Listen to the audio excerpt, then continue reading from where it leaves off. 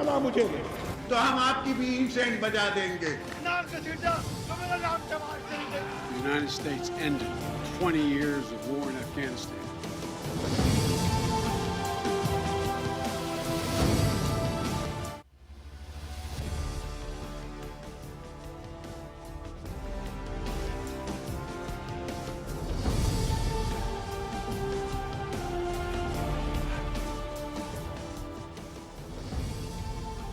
जी अस्सलाम वालेकुम। प्रोग्राम में आज 2-3 टॉपिक्स के हवाले से डिस्कशन करेंगे। सबसे पहले इलेक्शन के हवाले से, और अब तक बज़ाहिर ये नज़र आ रहा है कि इलेक्शन कमीशन को इंतखाबात की तारीख देने की कोई जल्दी नहीं है। सदर जिनके हवाले से कुछ हलकों को उम्मीदें थीं कि वो इलेक्शन की तारीख दे देंगे, लेकिन वहाँ से भी बिल्कुल एक सुकून का माहौल है, एक खामोशी है, जहाँ से अब ये वाज़ेह तौर पे समझ जाना चाहिए कि सदर पाकिस्तान कम अज़ कम इलेक्शन की तारीख गालिबन नहीं देने जा रहे। तो पीछे बच जाता है इलेक्शन कमीशन का आईनी इदारा। इलेक्शन कमीशन का सारा फोकस इस वक्त हल्का बंदियों का अमल मुकम्मल करने के हवाले से है, और फ़िलहाल इलेक्शन की तारीख देना तरजीह नहीं है, ऐसा कहना है ज़राए का। और ये खबर आई है इलेक्शन कमीशन के ज़राए के थ्रू। इलेक्शन कमीशन जल्दी में इंतखाबात की तारीख नहीं देना चाहता, ECP के ज़राए कहते हैं, जबकि सियासी जमातें अब मुस्तकिल बरवक्त इंतखाबात की तारीख मांग रही हैं, ज़ोर शोर के साथ मांग रही हैं, इलेक्शन कमीशन पर अपना दबाव बढ़ा रही हैं। सवालात यहाँ पर जन्म लेते हैं कि क्या इंतखाबात फरवरी 2024 तक हो जाएंगे। इससे पहले तो जो इम्कानात थे, जो उड़ती उड़ती खबरें आ रही थी, वो यही थी कि फरवरी 2024 तक ही इलेक्शन होंगे। लेकिन अब ये लग रहा है, ये सवाल उठ रहा है कि क्या फरवरी 2024 तक भी इलेक्शन होंगे कि नहीं होंगे।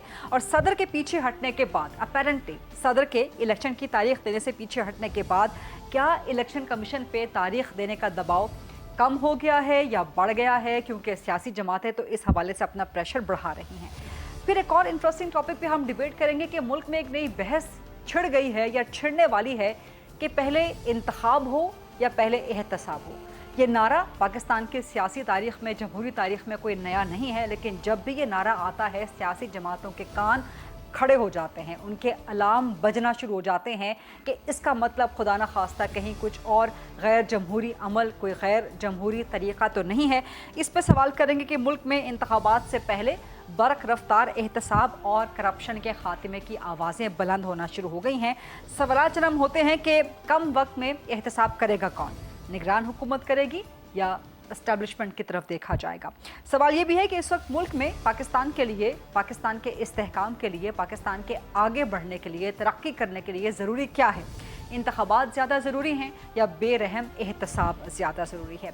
मुस्लिम लीग नून की क़यादत ताहाल लंदन में मौजूद है। नवाज शरीफ की वापसी की खबर तो आई, तारीख भी आई, लेकिन जो हमारी खबर है वो ये बता रही है कि शायद नवाज शरीफ अक्टूबर में भी पाकिस्तान वापस ना आ सके, उनकी वापसी में कोई रखना डल जाए या कुछ और हालात उनके आड़े आ जाएं।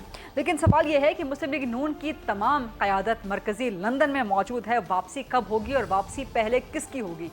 नवाज शरीफ की वापसी पहले होगी या शहबाज शरीफ वापस पहले आएंगे या दोनों इकट्ठे वापस आएंगे? बिजली और महंगाई पे जो अवाम का बढ़ता हुआ गुस्सा है, उसके आगे पाकिस्तान में जो मौजूद है लीगी क़यादत, वो बेबस है, बेचैन है और मरकज़ी क़यादत की लंदन से फौरी वापसी का मुतालबा कर रही है।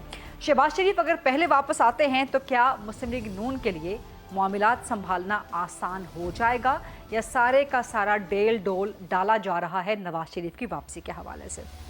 फिर सवाल करेंगे चेयरमैन PTI की कानूनी मुश्किलात के हवाले से, जेल में उनके पड़ाव के हवाले से सवालात हम ये रेज़ करेंगे। क्या चेयरमैन PTI 15 अक्टूबर तक जेल से बाहर आ जाएंगे या जेल में ही कैद रहेंगे? और क्या बुशरा बीबी की भी तोशा खाना नैब तहकीकात में या अलकादर ट्रस्ट केस में गिरफ्तारी हो सकती है? ये एक अहम सवालात हैं। फिर मईशत और निगरान हुकूमत की इस वक्त जो परफॉर्मेंस है उस पर सवाल करेंगे। बिजली चोरी, चीनी, डॉलर, इन तमाम चीज़ों की स्मगलिंग को रोकने के लिए आर्मी चीफ के विजन और रोड मैप पे अमल शुरू हो गया है। निगरान हुकूमत मुतहर्रिक हो गई है, कल भी हमने इस पर बात की थी। इसके अलावा अच्छी खबर ये आई कि IMF 200 बिजली यूनिट, 200 तक बिजली के यूनिट इस्तेमाल करने वाले सारिफिन को रिलीफ देने के लिए आमादा हो गई है और गैस की कीमतों में 50% का मुतालबा कर दिया है IMF ने। सवाल यह है कि क्या निगरान हुकूमत महंगाई पे अवामी गुस्से को कंट्रोल कर सकती है और क्या बिजली चोरी और स्मगलिंग पे काबू पा के निगरान हुकूमत पाकिस्तान का मुआशी कमबैक करवा सकती है? ये वो तमाम सवालात हैं जिन पे आज प्रोग्राम में गुफ्तगू करेंगे। प्रोग्राम का floor, debate, discussion, question answers के लिए ओपन करते हैं। मेरे साथ लीगल एक्सपर्ट्स मौजूद हैं, सोशल एक्सपर्ट्स मौजूद हैं, तज्जियाकार हैं और पॉलिटिशियंस भी मौजूद हैं। राना एहसान अफजल साहब, मुस्लिम लीग नून से इनका ताल्लुक है, वो मुझे ज्वाइन कर रहे हैं। मरकज़ी सरकर्दा रहनुमा हैं PMLN के। शोएब शाहीन साहब सीनियर कानूनदान हैं और रुकन हैं पाकिस्तान तहरीक इंसाफ की कोर कमेटी के, वो मौजूद हैं मेरे साथ। और सैयद मोहम्मद अली साहब जो कि सीनियर तज्जियाकार हैं, वो भी मेरे साथ मौजूद हैं। राना एहसान अफजल साहब, मुल्क में एक नई बहस छिड़ना शुरू हो गई है या अभी हो जाएगी कि पहले इंतखाब नहीं, पहले एहतसाब कर लिया जाए, रुथलेस अकाउंटेबिलिटी कर दी जाए और बिल्कुल क्लेंजिंग कर दी जाए पाकिस्तान के पॉलिटिकल स्पेक्ट्रम की, और उसके बाद साफ शफाफ लोगों को आगे लाया जाए, अच्छे लोगों को आगे लाया जाए और फिर पाकिस्तान को अच्छे तरीके से, साफ शफाफ तरीके से आगे बढ़ाया जाए। राना एहसान साहब। बिस्मिल्लाहिर्रहमानिर्रहीम। देखिए, असूली तौर पे तो एहतसाब हर वक्त चल रहा होना चाहिए है, और जो अगर कोई करप्ट एलिमेंट्स हैं, चाहे वो हुकूमत में हो, अपोजिशन में हो या किधर भी हो, उनका एहतसाब, लेकिन ऐसा पाकिस्तान में होता नहीं है। और एहतसाब उनका ही होता है जो अपोजिशन में बैठे हो। तो इस वक्त क्योंकि सब लोग ही अभी बाहर बैठे हुए हैं, तो ये जो खबरें हैं, ये कितने पीरियड में एहतसाब, क्या एहतसाब जल्दी में हो सकता है? मेरा तो नहीं ख्याल कि एहतसाब कोई जल्दी में होना चाहिए है। एहतसाब कानूनी जो रिक्वायरमेंट है वो पूरी होनी चाहिए। तो मैं समझता हूँ कि एहतसाब ज़रूर हो, सबका हो, ऑल अक्रॉस हो, और कोई तेज़ी में या कोई प्लानिंग के तहत या कोई टारगेटिंग के तहत ना हो, जिस तरह होता रहा, जैसे आपने प्लानिंग और टारगेटिंग और पनामा का जिक्र कर दिया आपने, तो क्या मुस्लिम लीग नून को खदशात हैं कि कहीं से एहतसाब होगा तो आपको कटहरे में लाया जाएगा? नहीं, देखिए, PMLN तो पिछले 30 सालों से सियासी मैदान में है, और हमें बहुत दफ़ा टारगेट किया गया, लेकिन उससे निकला कुछ नहीं। और अभी तक जो चीज़ें साबित हुई हैं वो यही हैं कि एक प्लानिंग के तहत और एक बुग़्ज़ के तहत और एक इस चीज़ के तहत कि ये जमात पॉपुलर है, तो इसको जो है वो टारगेट किया जाए ताकि ये आगे ना आ सके। तो एहतसाब को हम वेलकम करते हैं, खुले हाथों से वेलकम करते हैं, लेकिन it should be on merit. अगर कोई प्लानिंग नहीं है, जेन्युइन है, न्यूट्रल है, तो बिल्कुल होना चाहिए एहतसाब। तो कौन कर सकता है? इस किस्म का कोई प्लानिंग नहीं है, कोई टारगेटिंग नहीं है, न्यूट्रल एहतसाब का आप जो है मुतालबा कर रहे हैं, ये एक नई टर्म आ गई है, न्यूट्रल अकाउंटेबिलिटी। तो कौन कर सकता है फिर ये न्यूट्रल अकाउंटेबिलिटी? देखिए, ये बहुत अच्छा सवाल है कि कौन कर सकता है। क्या जो अदारे मौजूद हैं एहतसाब वाले, मिसाल के तौर पे नैब, हमारे जो टाइम था 16 महीने में, हमने तो उसको ट्रांसपेरेंट और न्यूट्रल किया कि हमने तो कोई वीडियो नहीं इस्तेमाल की चेयरमैन को ब्लैक करने के लिए। हमने तो कोई बल्कि जो कानून थे उनको भी हमने काले कानून थे उनको हमने सफेद किया, ट्रांसपेरेंट किया। कि अभी तो सुप्रीम कोर्ट जवाब देगी ना, इसका फैसला देगी इस बारे में। जी, वो देखें, वो सुप्रीम कोर्ट को मेरे ख्याल से तो ये अगली जो हुकूमतें आएंगी ऐवान में, उनके तक छोड़ना चाहिए कि वो अगर किसी को बहुत तकलीफ है इन कानून से, तो वो दोबारा कानून को चेंज कर दें। उनका मेरे ख्याल से तो ये बड़ा गलत एक इकदाम होगा अगर वो इसमें इंटरफेयर करते हैं। लेकिन ये तो सवाल है कि एहतसाब कौन करेगा। मेरे ख्याल से अभी इस वक्त पाकिस्तान में इतना शायद एक ट्रांसपेरेंट इदारा मौजूद ना हो, तो जो इदारे मौजूद हैं वही अगर उनके जो सरबरान है बगैर इन्फ्लुएंस के अगर एहतसाब करें तो वो जरूर कर सकते हैं। ठीक है, शोएब शाहीन साहब, सर आपका इस पे ओपिनियन क्या है? क्योंकि पाकिस्तान तहरीक इंसाफ 90 दिन में इलेक्शन मांग रही है, लेकिन मुल्क में एक नई बहस का आगाज़ हो चुका है या अभी हो जाएगा, आपको होता हुआ नजर आ जाएगा कि जी इलेक्शन की जल्दी कोई नहीं है, पहले अकाउंटेबिलिटी कर ली जाए, रुथलेस, बिल्कुल अक्रॉस द बोर्ड, और फिर अच्छे लोगों को तमाम पॉलिटिकल पार्टीज में से सामने लाया जाए। क्या आप भी इसकी सपोर्ट करेंगे? क्या आप भी कोई न्यूट्रल अकाउंटेबिलिटी का मुतालबा करेंगे? देखें, एक लिहाज से तो अकाउंटेबिलिटी हर वक्त हर तरह होती रहनी चाहिए, इस हद तक मैं राना साहब से इत्तेफाक करता हूँ। और सुप्रीम कोर्ट में मैटर कौन लेकर गया है? आज भी PTI और इमरान खान साहब लेकर गए हैं कि ये नैब लॉज जो तरमीम की गई हैं, और जिस तरह पिछली फाशिस्ट हुकूमत ने तबाह बर्बाद कर दिया, इस मुल्क को बेआइन कर दिया, और इन्होंने न सिर्फ बेआइन कर दिया, जिस तरह बुनियादी हुकूक मुअत्तल किए, और कह रहे हैं कि हमने तो कोई भी पॉलिटिकल विक्टिमाइजेशन और पॉलिटिकल इंजीनियरिंग नहीं की। और 180 मुकदमात आपने पाकिस्तान की तारीख में बता दो कि जिस एक शख्स के खिलाफ आपने की हूँ। एक ही अपोजिशन थी ना, वो थी PTI। तमाम पोल्स बताते हैं और तमाम इलेक्शन जो जीते और 2 सूबों में गैर आइनी हुकूमतें बिठा के आपने इस मुल्क का जो तबाही का आगाज़ किया था, उसका अंजाम भी आपको ही भुगतना पड़ेगा। इसलिए कि जो कुछ आप बो रहे थे वो आपको काटना भी पड़ेगा। और इस मुल्क की जड़ें खोखली कर दी हैं, फेडरेशन की तबाही कर दी है, आज सहाफ़ियों पे पाबंदी है, इमरान रियाज आज 120 दिन से गायब है, उसका पता कोई नहीं है। आप यहाँ चेयरमैन पीटीआई के ना नाम ले सकते हैं, ना तस्वीरें चला सकते हैं। आप उस पर तनकीद करना चाहें उस पर भी नहीं कर सकते। ये तो आपके ज़माने से शुरू हुआ और आपने इसको पुलिस स्टेट बना दिया पूरे पाकिस्तान को।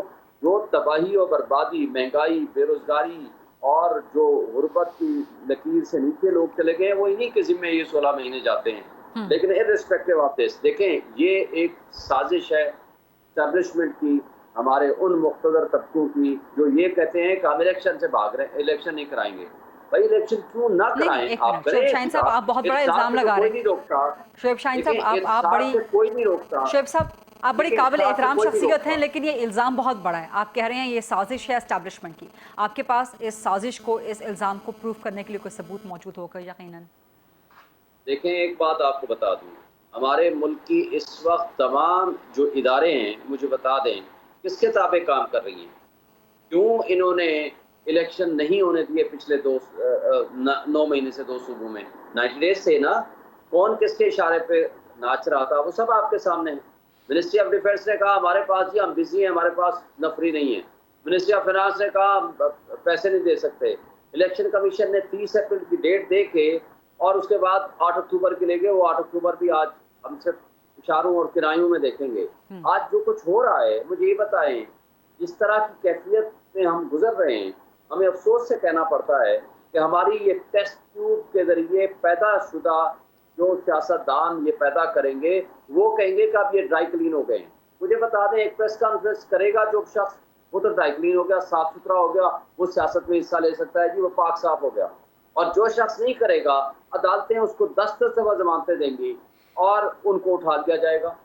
तो ये वो इंडिकेटर्स हैं जिससे हमारा शुकूक व शुबात यकीन में बदलते हैं कि आखिर वो कोई ताकत तो है कि जो ना यहाँ इलेक्शन होने देती है, ना इलेक्शन कमीशन को आज़ाद करने देती है, ना ही हमें इस तरह की आज़ादी है कि जिसको चाहें उठा के ले जाएं, जिसको चार दीवारी की पामाली करना चाहें कर दें। और पुलिस जो है, अब देखें ना, हम तो इनके ऊपर इल्ज़ाम लगाते थे, दुरुस्त लगाते थे, लेकिन आज तो ये चले गए हैं।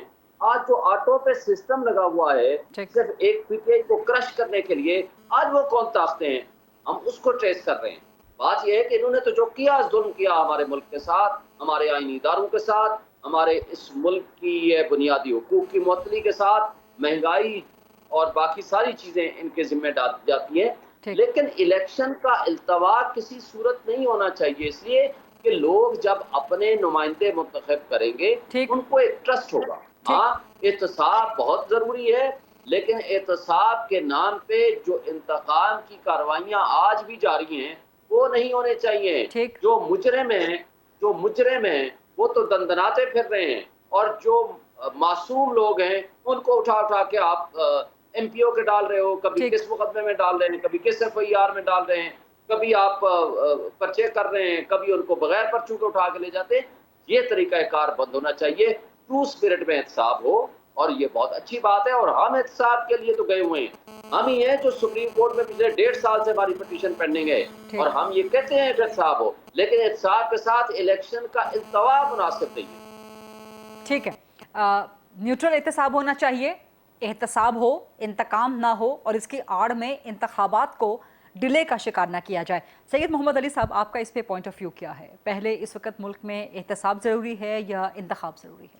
बहुत शुक्रिया। देखें, ये जो अभी गुफ्तगू हो रही है इसके ऑब्वियसली 2 पहलू हैं। एक तो ये कि इक़्तिदार की कशमकश है कि किसको हुकूमत में होना चाहिए और कैसे हुकूमत में आया जाए।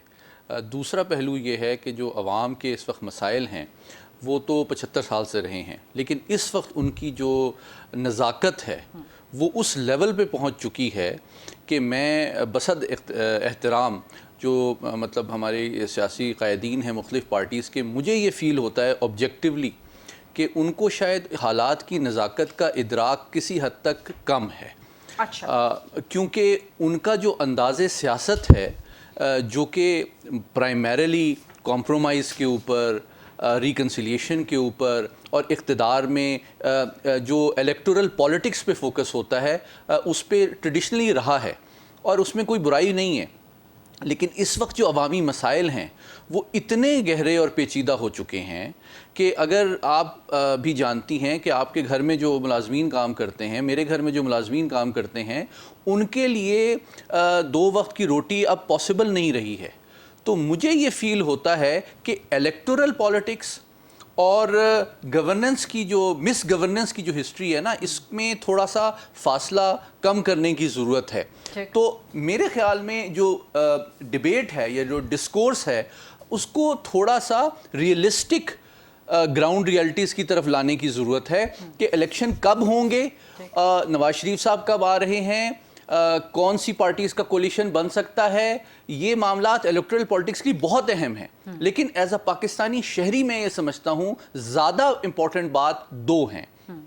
पहली बात ये कि गवर्न कैसे किया जाएगा, ये जो मसाइल हैं उनका हल क्या है, और इसी को मैं मबजूल करता हूँ इस बहस को आपके जो सियासी कायदीन हैं उनकी तरफ, कि इस वक्त बहस ये होनी चाहिए कि जनाब अगर नून लीग है, पीपल्स पार्टी है, पीटीआई है, उनके पास इलेक्शन मैनिफेस्टो क्या है, उनके पास एजेंडा क्या है, इन मसाइल के हल का प्लान क्या है। ये बहस इसकी कि नवाज शरीफ साहब आएंगे तो मामलात हल हो जाएंगे, इमरान खान साहब आएंगे तो हल हो जाएंगे, ये अफराद के हवाले से जो सियासत होती है इसको हम मीडिया के ज़रिए से एक इन्फॉर्म्ड और कंस्ट्रक्टिव रिजल्ट ओरिएंटेड डिबेट की तरफ क्यों नहीं लेके जाते।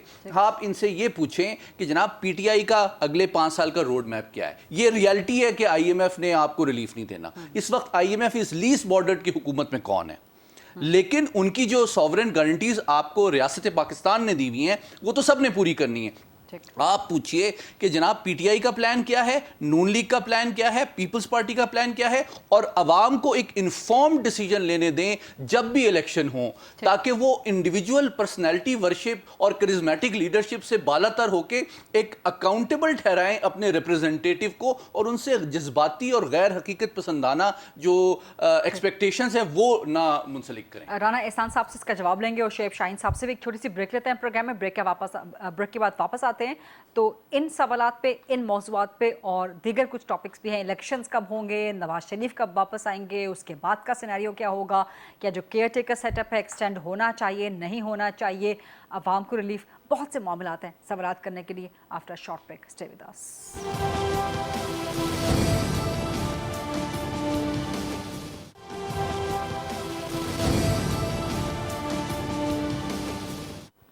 जी welcome back after the break. Rana Ehsan Afzal साहब, अब तो मुस्लिम लीग नून भी हल्के फुल्के पोले पोले बोलना शुरू हो गई है कि जी इलेक्शन 90 दिन के अंदर करवाने चाहिए, मुकर्रर मुद्दत के अंदर करवाने चाहिए। कल हमजा शहबाज साहब ने इसका जो है वो आगाज़ कर दिया मुस्लिम लीग नून के अंदर से। ख्वाजा आसिफ कुछ दिन पहले कह चुके हैं कि अवाम का गुस्सा इतना ज़्यादा है कि जो मरकज़ी क़यादत लंदन में है उसको वापस आना चाहिए। चलें पहले इस सवाल का जवाब दे दें कि क्या नवाज शरीफ वाकई 15 अक्टूबर तक आ रहे हैं पाकिस्तान वापस, या कुछ मुश्किलात, कुछ रुकावटें आपको भी लगता है कि हायल हो सकती हैं?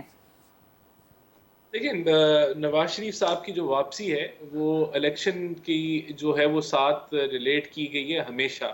ये इलेक्शन की कैंपेन वो लीड करेंगे और अक्टूबर की का जो है वो महीने की का कहा गया है कि वो वापस आएंगे। 15 अक्टूबर कोई स्पेसिफिक डेट अभी तक अनाउंस नहीं हुई। तो इसका फाइनल फैसला जो है वो जब तक वो कोई अनाउंसमेंट नहीं होती जमात से, तो मैं आपको उसका नहीं कह सकता। लेकिन हम भी उम्मीद कर रहे हैं कि वो, लेकिन अक्टूबर का महीना तो अनाउंस हो गया ना, अक्टूबर का महीना तो शहबाज शरीफ साहब ने अनाउंस कर दिया। तो होपफुली ये फॉलो होगा। और अभी जहां तक शहबाज शरीफ की बात है, जो मुझे इंफॉर्मेशन है वो ये है कि वो अगले 3-4 दिनों के अंदर पाकिस्तान वापस आ जाएंगे। अच्छा, तो ये तो मैं आपको कंफर्म कर लेता हूँ। शहबाज शरीफ का तो मुझे जो है वो मैंने पता किया था। हाँ। तो वो यही कह रहे हैं कि हफ्ते तक वो वापस आ जाएंगे, विद इन 1 वीक। अच्छा, लेकिन पीएमएलएन की अपनी सफों के अंदर बेचैनी तो है ना? देखिए, कोई ऐसा सच बेचैनी नहीं है, क्योंकि हमें वहाँ शहबाज शरीफ जो हैं वो लंदन कोई परमानेंटली तो नहीं गए, और वो वैसे ही विजिट पे गए, वो वापस आ जाएंगे। हाँ। ये बेचैनी जरूर है कि मियाँ साहब हमारे साथ हों और इलेक्शन की कैंपेन जो है वो स्टार्ट हो, और ये हमारा मौक़िफ़ है। हम समझते हैं कि अगर ये जो कन्फ्यूजन है 90 दिन या 120 दिन, ये दूर हो सकती है अगर इलेक्शन ये बड़ी बात है कि आप समझते हैं कि पीएमएलएन की अपनी रोज के अंदर कोई बेचैनी नहीं है। ख्वाजा आसिफ ने बेचैनी महसूस कर ली, जो कि शहबाज शरीफ के इंतहाई करीबी हैं, नवाज शरीफ के करीबी हैं, लेकिन आपको महसूस नहीं हो रही नून लीग के अंदर ये बेचैनी?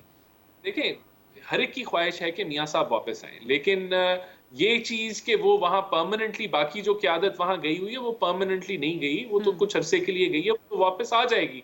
आने वाले चंद दिनों में आपको नजर आ जाएगा, वो वापस आ जाएंगे। बिल्कुल, हमें इलेक्शंस के लिए मैं ये कह रहा था कि हम समझते हैं कि इलेक्शन कमीशन को डेट अनाउंस कर देनी चाहिए। अच्छा, यहाँ पे सवाल लेने कि अगर डेट नहीं आती इलेक्शन की अक्टूबर तक भी, तो क्या उसके बावजूद भी नवाज शरीफ पाकिस्तान वापस आ जाएंगे? इलेक्शन कैंपेन के लिए तो नहीं ना, इलेक्शन करवाने के लिए भी वापस आए ना नवाज शरीफ साहब। देखिए, ये तो अभी बिल्कुल उन्होंने अक्टूबर का फैसला अनाउंस किया है, इसके बरक्स कोई पीएमएलएन ने अभी तक बात नहीं की, तो हम तो समझते हैं अक्टूबर का स्केड्यूल जो है वो फॉलो होगा, चाहे डेट इलेक्शन कमीशन ना भी दे इलेक्शन की। देखिए, डेट इलेक्शन कमीशन को दे देनी चाहिए है ताकि ये अफरा तफरी खत्म हो, ये कंफ्यूजन खत्म हो। अगर वो 90 दिन की नहीं दे सकते तो वो जनवरी की दे दें, जनवरी के एंड की दे दें, फरवरी के पहले हफ्ते की दे दें, लेकिन उनको डेट अनाउंस कर देनी चाहिए। कोई वजह नहीं है कि डेट अनाउंस अब तक ना हो। अब अगर डीलिमिटेशन वो समझते हैं कि नवंबर एंड में खत्म हो जानी है, तो उसके बाद जो अलाउड डेज हैं उसके विद इन डेट वो दे दें, तो तब भी मैं समझता हूं जो एक कंफ्यूजन का आंसर पैदा हो रहा है, एक अनसर्टेनिटी पैदा हो रही है, एक होनी अनहोनी की जो सिचुएशन है वो खत्म हो जाएगी। सवाल मेरा यही है ना कि नवाज शरीफ वापस आए इलेक्शन कैंपेन करवाने के लिए नहीं, बल्कि इलेक्शन की डेट लेने के लिए भी। ये बिल्कुल आपने अच्छा मशवरा दिया है, ये मशवरा में उनको जरूर मशवरा नहीं, मेरा सवाल है मेरा आपसे, क्योंकि आप लोगों को तहफ़्फ़ुज़ात है ना कि इलेक्शन की डेट नहीं मिल रही। नहीं, लेकिन ये आपका जो आपके सवाल में मशवरा बड़ा अच्छा है, तो अगर डेट नहीं दी तो नवाज शरीफ जरूर डेट लेने भी पाकिस्तान आ जाएंगे। अच्छा, लेकिन उसके लिए वापसी की डेट देना बहुत जरूरी है। इलेक्शन की डेट लेने के लिए वापसी की डेट देना बहुत जरूरी है, तो ये आप लोगों को पहले दे देनी चाहिए। बिल्कुल बिल्कुल, ये भी दे देनी चाहिए। अच्छा, जहां तक हम डेट्स की बात कर रहे हैं, तो शुएब शाहीन साहब 15 अक्टूबर एक और डेट, एक और तारीख, क्या चेयरमैन पीटीआई जेल से बाहर आ जाएंगे या बुशरा बीबी भी जेल में भिजवाई जा सकती हैं? नैब बार बार तहकीकात के लिए बुला रहा है, तोशा खाना केस में, अलकादिर ट्रस्ट केस में।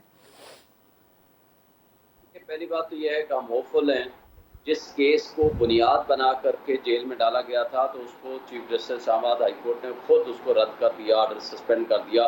जो वो कहते हैं मैं पहले दिन में कर सकता था, तो भाई पहले दिन कर लेते, हफ्ते में कर लेते। उन्होंने 25 दिन लगाए उस ऑर्डर को सस्पेंड करने में, और उसका नुकसान ये हुआ कि साइफर केस इस दौरान रजिस्टर्ड हुआ, उनको बंद कर दिया गया। और जज साहब सैटरडे को पिछले केस लगा था और मंडे की डेट रख के वो एक हफ्ते की छुट्टी पे चले गए। तो अगर जजेस का ये तर्ज अमल होगा तो हम कुछ कह नहीं सकते कि कब बाहर आएंगे। मेरिट पे आप फैसले करें, आप कानून और आइन के मुताबिक डिसाइड करें। अगर आपकी नज़र में बनती है बेल तो फौरी तौर पर दें, नहीं बनती तो आप डिसमिस करें ताकि हम ऊपर जा सकें। तो ये सारा ड्रामा जो रचाया जा रहा है वो सब आपके सामने है, लेकिन मैं होप रखता हूँ, उम्मीद रखता हूँ कि वो जल्दी बाहर आएंगे। लेकिन जो आपने डेट के हवाले से बात की, मुझे 100% यकीन है कि वो 15 अक्टूबर को भी नहीं आएंगे। जो पिछले 4 साल 4.5 साल से 4 हफ्ते का टाइम लेकर गए थे, तो आप जी नवाज शरीफ साहब की बात कर रहा हूँ। अगर वो 4 हफ्ते की बात करके गए थे और उसके बाद 4 हफ्तों के बजाय पूरी दुनिया में घूमने के लिए वो सेहतमंद है, लेकिन पाकिस्तान आने के लिए सेहतमंद नहीं है। जिस मुल्क के बच्चे बाहर, जिसका सरमाया बाहर, जिसकी प्रॉपर्टी बाहर, जिसका बिजनेस बाहर, उसको क्या लगे इस मुल्क के साथ। और आज डॉलर आपका बढ़ रहा है, रुपया कम हो रहा है, उनको क्या फर्क पड़ना है? उनको तो सारा पैसा बाहर पड़ा हुआ है। अगर ये सारा पैसा जरदारी खानदान और शरीफ खानदान इस मुल्क में ले आए तो शायद हमें कर्जे लेने की जरूरत ही ना पड़े। ये एकदम 300 रुपए की बजाय 50 रुपए पे डॉलर का रेट आ जाए।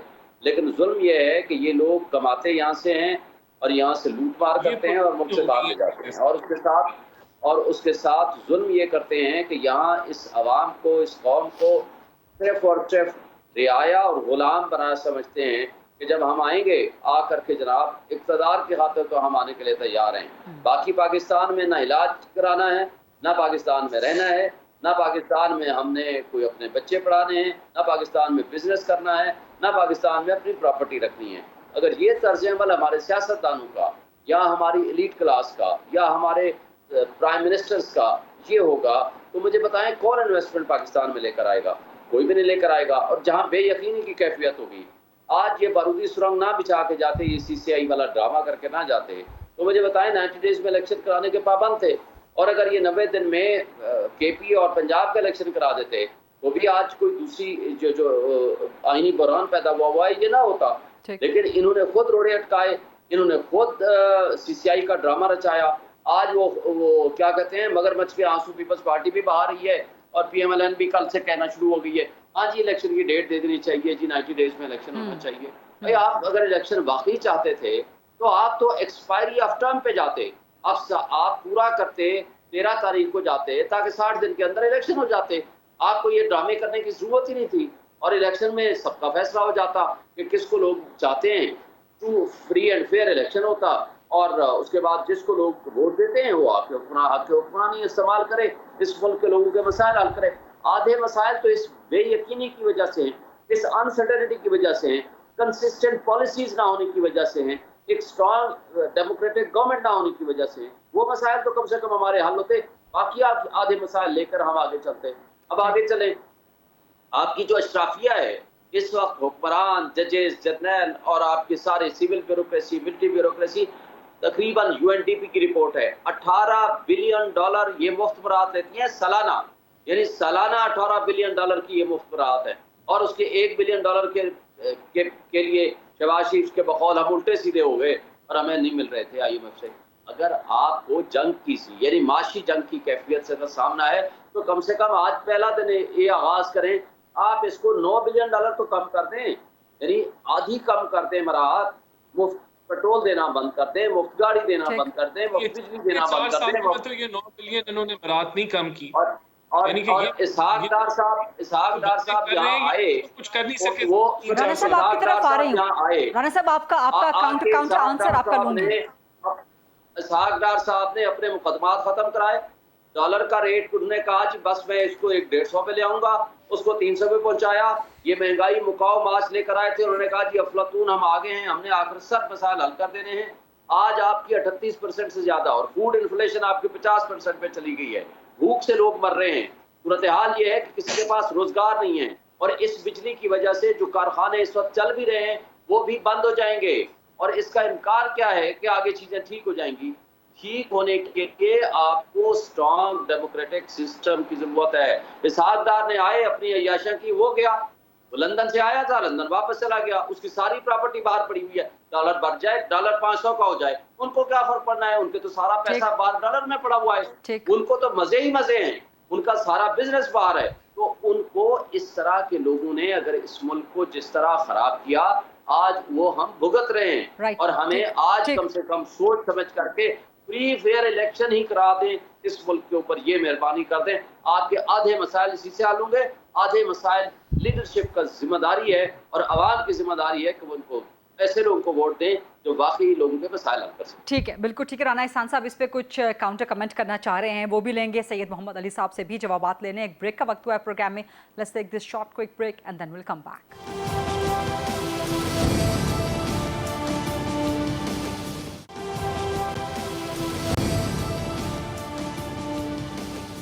जी welcome back after the break. Rana Ehsan साहब आप कुछ काउंटर कमेंट करना चाहते हैं, क्विकली वो कर दीजिएगा, then I have to go to Syed Mohammad Ali साहब। देखें, बड़ी सिंपल सी बात है, ये स्ट्रॉन्ग डेमोक्रेटिक सिस्टम जिसकी ये बात कर रहे हैं अपने 4 सालों में लेके आते, जब ये कंधों पे चढ़े हुए थे एस्टैब्लिशमेंट के, बिल ये उनसे पास करवाते थे, सेनेट में नंबर वो पूरे करते थे, ISI सियासी दफ्तर बना हुआ था, ऑपोजिशन को इन्होंने दीवार के साथ चुना हुआ था, हर लिहाज से जो है उनकी मदद और उनकी बैसाखियों के ऊपर ये हुकूमत कर रहे थे। तब इनको ख्याल नहीं था कि स्ट्रॉन्ग डेमोक्रेटिक सिस्टम होना चाहिए। ये तो जो तजर्बा पाकिस्तान के साथ हुआ, तबाही उसके साथ आई।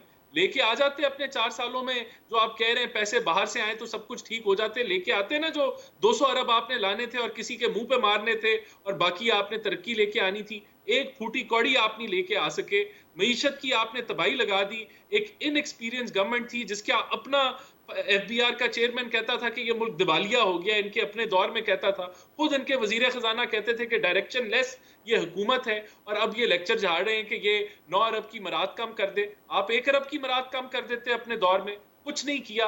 वही हवाई बातें कि ये पैसा आ जाएगा तो डॉलर 50 रुपए का हो जाएगा, यही ख्वाब आपने दिखा के और वही भोंडा एहतसाब जो आपने किया इस मुल्क के साथ, जो तमाशा आपने लगाया कि ऑपोजिशन और गवर्नमेंट का रिलेशनशिप खत्म कर दिया कि वो मुल्की एजेंडे के ऊपर भी इकट्ठा ना हो सके, ये आपका जो है वो जमहूरी सेटअप आपने दिया था इस मुल्क को, कि जो बातचीत एक जो सेम्बलेंस थी, एक कैरेक्टर था सियासत में, उसको आपने तबाही फेर दी और यहाँ पोलराइजेशन की इंतहा कर दी कि ये आप उसमें रिलीजियस कार्ड भी डाल दें कि हम जिहाद कर रहे हैं या पता नहीं हम कौन सा हम फरिश्ते आ गए और ये सारे काफिर बैठे। ये तो आपकी सियासत है जिसके अंदर आप कह रहे हैं कि स्ट्रॉन्ग डेमोक्रेटिक सिस्टम होना चाहिए और अब इनको जो है वो बिल्कुल फ्री एंड फेयर इलेक्शन होगा और ये फारिग होंगे उस इलेक्शन से। ठीक है सैयद मोहम्मद अली साहब, दो चीज़ों पे आपका कमेंट चाहिए होगा, मुझे जवाब चाहिए होगा। एक तो इलेक्शन कमीशन इलेक्शन की डेट नहीं दे रहा, क्या ये बेयकीनी में मजीद इजाफा कर रहा है या आपको लगता है कि तमाम जी आधा मिनट मुझे दे दो, मैं सिर्फ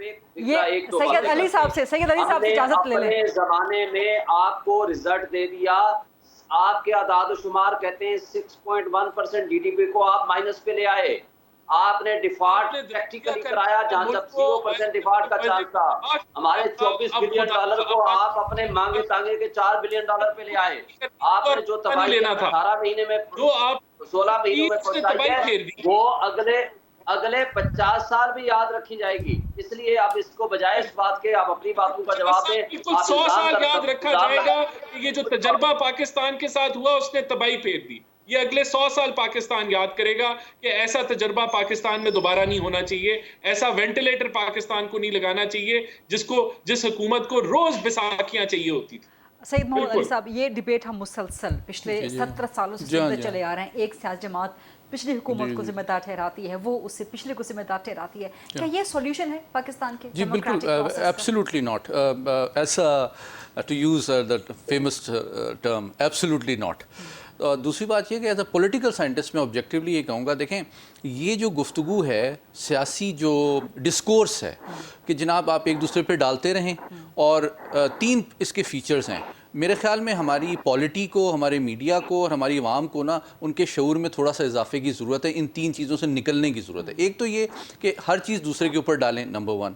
दूसरी चीज़ शख्सी पॉलिटिक्स करें कि ये शख्स आ जाएगा ना तो सारे मसाइल हल हो जाएंगे। हाँ, वो एक मसीहा आएगा, ठीक है। तो इट्स नॉट द पर्सनैलिटी। अब अगर देखें हमारी आवाम जो है वो बहुत अनफॉर्चुनेटली सबकॉन्टिनेंट की पॉलिटिक्स रही ही ऐसे, बिल्कुल देखें नहीं, और जो कि पर्सनालिटी ड्रिवन रही है। अनफॉर्चुनेटली देखें यही तो फ़र्क है डेवलपिंग वर्ल्ड और डेवलप्ड वर्ल्ड में। इट इज़ नॉट कि उनका असल में नेचर ऑफ पॉलिटिक्स फ़र्क है। ये आपने बिल्कुल सही कहा। आप देखें, मैं आपको बिल्कुल सीधी बात करता हूँ। आपने अपना मकान बनाना है, आप 3 कॉन्ट्रैक्टर्स को बुलाते हैं, वो अपनी बिड देते हैं, अपना बजट देते हैं, आप उसका सीवी चेक करते हैं, उसका बैकग्राउंड चेक करते हैं, उसका एक्सपीरियंस देखते हैं, जो बेहतर होता है उसको रखते हैं, वो काम नहीं करता उसको फारिग करके नया ले आते हैं।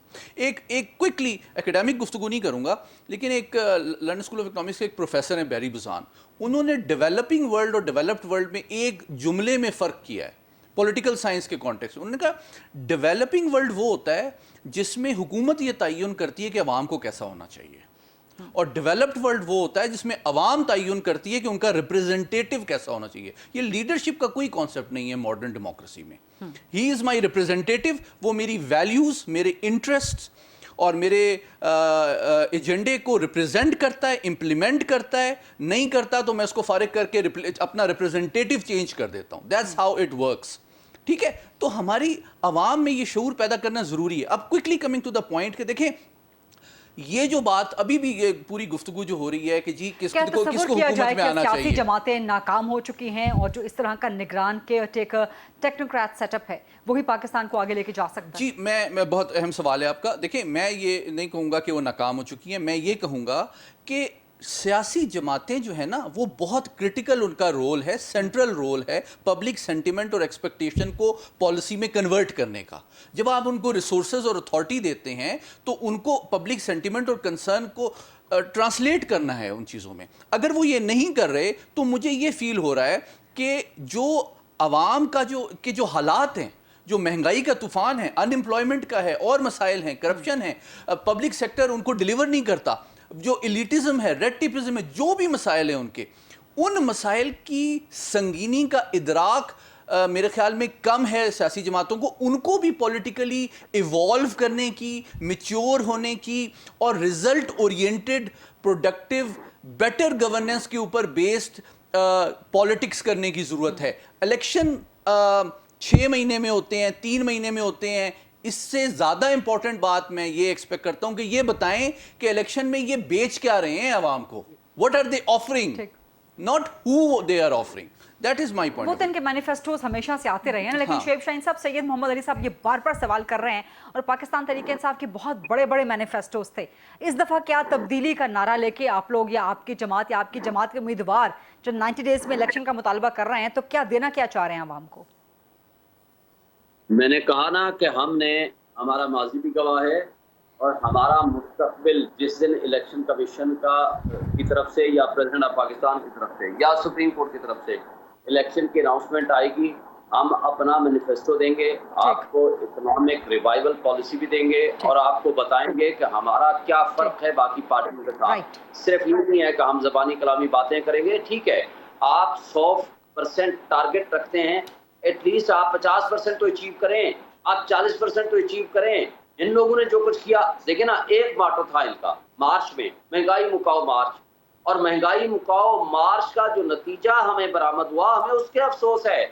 आप चलें कोई एक, आप महंगाई की बजाय उसी महंगाई को सस्टेन कर लेते, आप कहते जी ठीक है, जिस हालत में है हम उसी को बराबर कर रहे हैं। उस वक्त कहते 150 का जो है ना पेट्रोल बहुत महंगा है, आज फिर क्या कहते हैं? उस वक्त कहते थे डॉलर बहुत ऊंचा चला गया, आज फिर क्या कहते हैं?